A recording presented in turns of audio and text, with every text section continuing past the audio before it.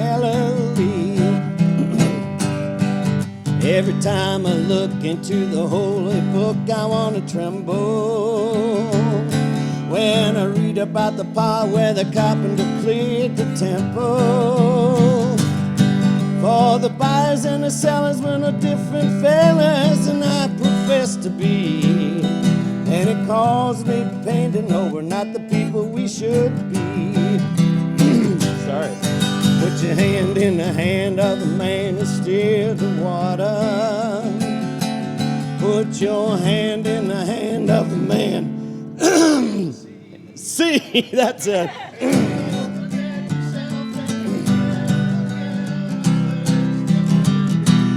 Put your hand in the hand of the man from Galilee. Mama taught me how to pray before I reached the age of 7. And when I'm down on my knees, that's when I'm closest to heaven. Daddy lived his life with 2 kids and a wife, and you do what you must do.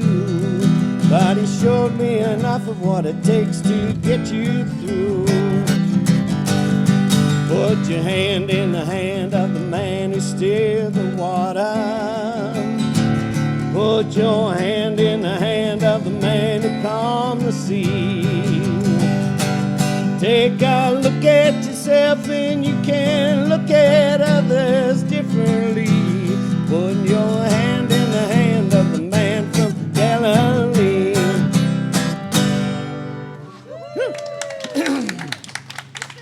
Who has stood tall in your life.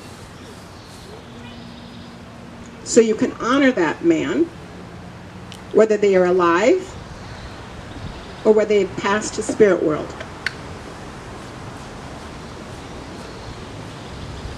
When I was doing this morning, there were 2 men for me that came up. Abe, the shoe shine man. I was raised here in Mankato, and my father was a chef at the Sawpaw Hotel, and I lived at the Sawpaw Hotel, and there was a little shop on the side of the Sawpaw Hotel, which was called Abe Shoe Shine Shop.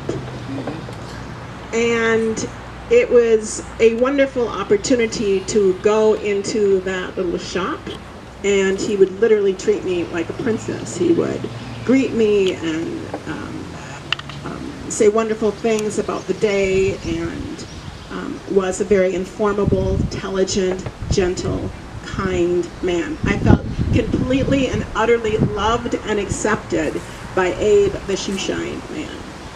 And so on next Sunday, and certainly for a lot of my life, I think of Abe, the shoe shine man. Now I don't think Abe, now he does probably, I don't think Abe, as I was growing up at the Sawpaw Hotel, being a bit lonely, being a bit alone, I didn't have a backyard to grow up in, did not know how much he played a role in my life. And so I give thanks to Abe, the shoe shine man. The other man, when I was thinking about this, was certainly Martin Luther King. Most of you who come to the Hope Interfaith Center and heard me talk is that I was a young woman who had Martin Luther King pasted up on my walls. And especially I Have a Dream, because he was a visionary, and he held a vision inside of that, being a visionary. A visionary holds a dream, they hold a vision.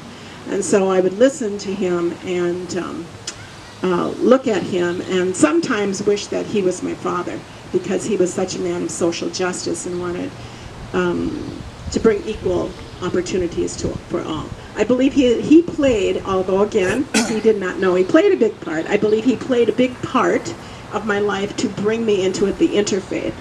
Because when he used to say, and most of you all know this, is that he would say the statement that on Sunday morning it's the most segregated day of the week. It's the most segregated time right now. And when he would say that, I would always wonder about that. And so I do believe that he played a role in me becoming an interfaith minister and wanting everybody, can we sit around in a circle and just love each other? Just love each other and be kind to each other. So when I was thinking of the men who stood tall, these are some of the things that I was thinking about. The men that I've seen that stood tall in my life had the strength of an oak tree. The men that I've admired and stood tall by my side also had the majesty and the mystery of a mountain. The men that have stood tall by my side had the warmth of a summer sun. The men that I know that have stood tall by my side and by the side of many others have the humility, which is connected to the word anonymous. They are anonymous. That's humility.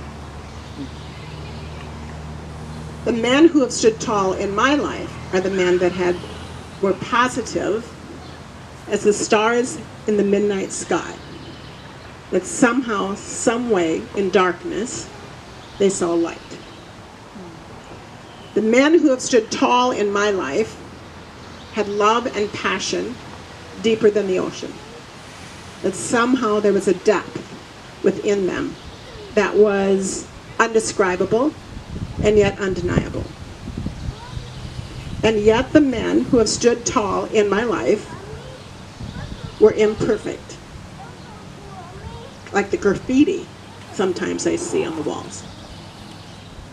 Yep. That was Abe the shoeshine man. And yep, that was true, Martin Luther King. And yep, that is true for the men that are currently standing tall in my life. So who are they for you? Which men or man now stands tall in your life?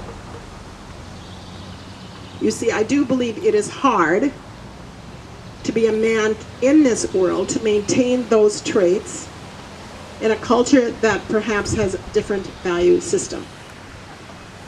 So someplace inside of them, we're talking about the nature of the Holy Spirit, the guidance of the love of Christ, the Kanuka, the Kundalini, the energetic frequency of the divine feminine, the Krishna, the energetic field that is within us. Someplace within us comes out those characteristics, especially when we are being raised, and it's hard to maintain that in a culture where they don't value those values.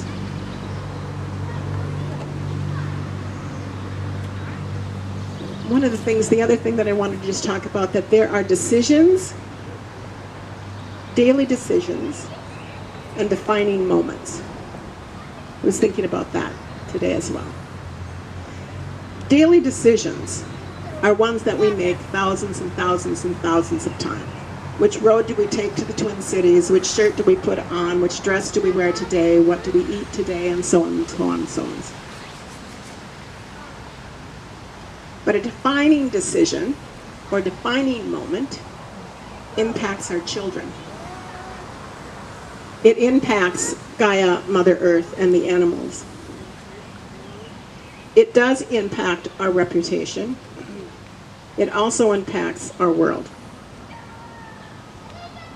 So a defining moment, to me, is different than a decision.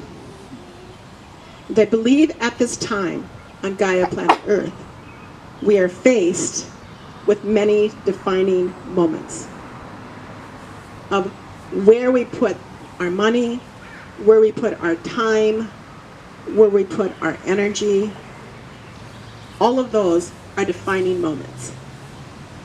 And you will come to know that at the crossroad of many of those decisions during the day, there are defining moments that we perhaps might think is a decision. Whether it's gossiping, talking behind someone, whether it's being gentle and kind, or indeed nasty. That those are all not a decision. It's a defining moment. And it begins to define the energetic thread of who and what we are and what we will be known as. So yes, we do make many, many, many decisions.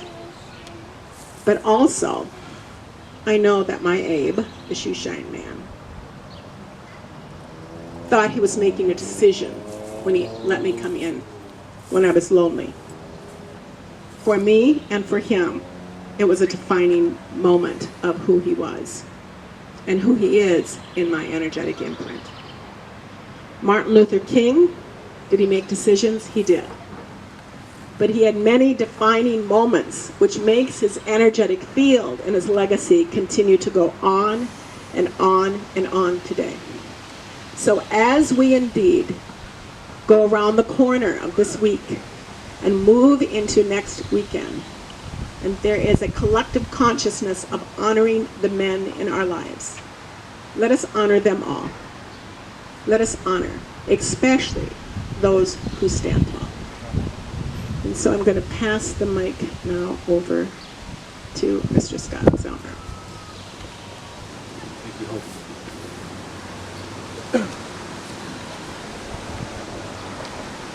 Takiyape, Ihani Washte. My relatives, this is a good day. My name is Scott, and I'm honored to be asked to be in front of you again. Hope mentioned to think about the men who have stood tall in our lives. And for me, that man's name is Albert Whitehat Sr. Albert died 3 years ago, yesterday. Yesterday was the 3rd anniversary of his death. I stand here, I do what I do, I live my life the way I do, form my thoughts the way I do because of this man. This man was a father to me. I have a biological father. This man was truly a father to me. What I'm offering today is what he taught me over several decades, how to do, how to think, how to relate to and serve the people. So what I'm going to offer today is a prayer quoting the chanupa, the pipe that is used by the Lakota people and others. And I'm going to invite the men, fathers in the audience to come up and partake of this, smoking this pipe with me. But before we do that, I'd like to give just a little background with my thoughts on today.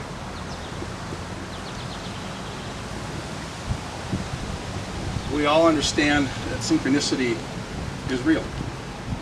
We all know that synchronicity we have to have an awareness. We have to have the mindset to be aware of synchronicity, or else we might just say, oh, it's a circumstance, or we might not even be aware of things that happen. So when I was thinking about Hope's request to come here today, you think, well, what am I going to say? How am I going to say it? What exactly do I want to address? And I was unpacking. I moved last fall, and I just threw things in closets, and so I'm in the process now this spring and summer of rearranging, and so I found two particular things. And again, this is synchronicity. This first one on this 3x5 card, this is a journaling, a reminiscence, a reflection of myself probably 20 years ago. It was a Christmas Eve. I have not had a good relationship with my own biological father. He did not have a father in his life. He was raised by a great-grandfather, a very Stenorian German man. So on this Christmas Eve, I had written that I was feeling lonely, sort of feeling without family, and so I reached out and I called him, and I got the answering machine, and I remember the feeling of relief. I can say Merry Christmas, but I don't actually have to engage with my father. Well, he called me back. And this card represents the reflection, the feeling that I had of him reaching back to me. And that regardless of our poor relationship and our history, that there still is a connection there. For better or for worse, I am my father's son. And one thing that I would have learned is that our fathers and us as fathers and our sons as fathers will do the best job in what they have seen, how they have been fathered. So I was able to forgive my dad. Over a series of years, I've been able to forgive and accept who he is. Even though he still pisses me off, I'm able to accept that. This was from my son when he was 5 years old. I was, my son's mother and I divorced when he was, I think, 3 or 4. I was the non-custodial parent. Any of you fathers or mothers who have gone through this, it's tough being a weekend parent. It's tough not having that continuity. It's also tough knowing that there's another man in your son's life or your children's life who is acting in that father role. And so in seeing this, it also rekindled in me the idea that what I experienced as a son of my father, that it's up to me to make sure that my son doesn't have to have the same experience, and his sons and their sons, and so on and so forth. Now I'll stand here today and I will humbly tell you that I probably have not done the best job with that. At this current time, my adult son, who's 31, and I are sort of at odds. And it's surrounding the different roles that he places the men in his life in. So I also have to forgive my son. I have to recall and I have to remember that he is doing the best he can in the situation that he has, being the son of divorced parents. So, father on this side, son on this side, what's in the middle? Me. I'm in the middle. Two things that are important about this. I also have to forgive myself. I also have to take the advice and the recognition that I did the best job and continue to do the best job that I know how with the skills and the abilities and the mentoring, the fathering that I have received. So with the ceremony that I'd like to do this morning, first off, I've been doing these things, Albert Whitehat taught me, I've been doing these things for several decades.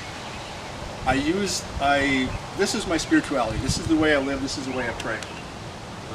Oftentimes, it's sort of sensitive to use the spiritual practices of another culture. But I feel comfortable in doing that, and I feel comfortable in sharing it with you today. So, in a minute here, what I'm going to ask is to have the fathers come up, and we'll create a circle inside the gazebo. I'm going to have Dana smudge everybody with some sage. And then I want to, as you're standing around me, I'll be down on the floor and I will load the chanupa, I will load the pipe. And what I put in there is the inner bark of the red willow tree. Basically this right here. It's a benign substance. So, but if you choose not to smoke, that's fine. So once I've loaded the pipe, I will sing a song addressing the four directions. The ancestors from the four directions. And the word wayankeyo means to behold. So we're gonna ask the ancestors, all those who came before us, to behold us this morning. Look at us. Look at what we're doing. We are sending our voice to you. Once we've sung that song, then I will offer the pipe to each of the men in the circle. As I'm loading the pipe, what I would like you to do is think about those three things: your father, yourself, your sons, the children. With your own fathers, if you need to, forgive them. But right after that forgiveness that you offer, give gratitude.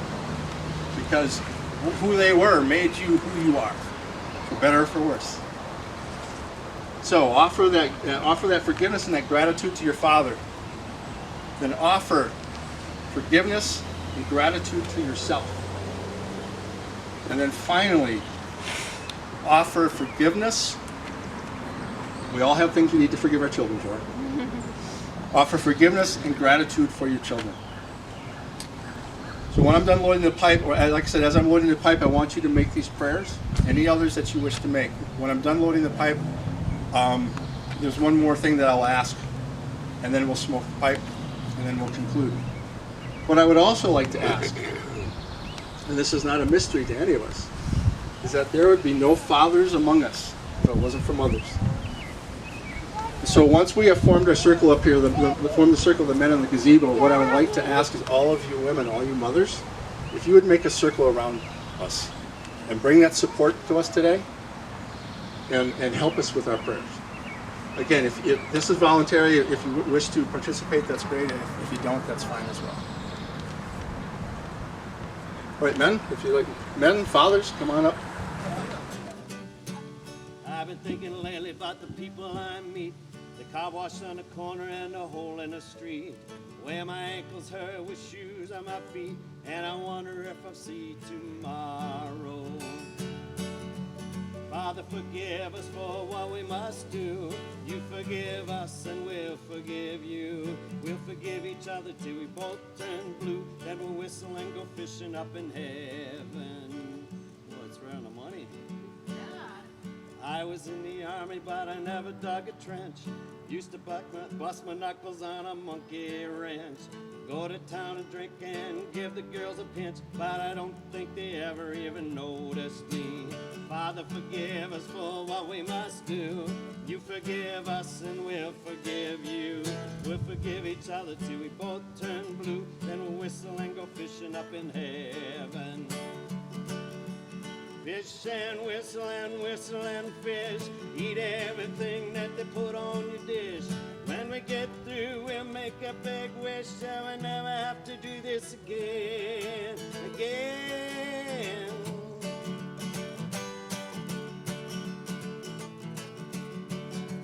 On my first job, I said thank you and please. They made me scrub a parking lot down on my knees. Then I got fired for being scared of bees. They only gave me 50 cents an hour. Father, forgive us for what we must do. You forgive us and we'll forgive you. We'll forgive each other till we both turn blue. Then we'll whistle and go fishing up in heaven.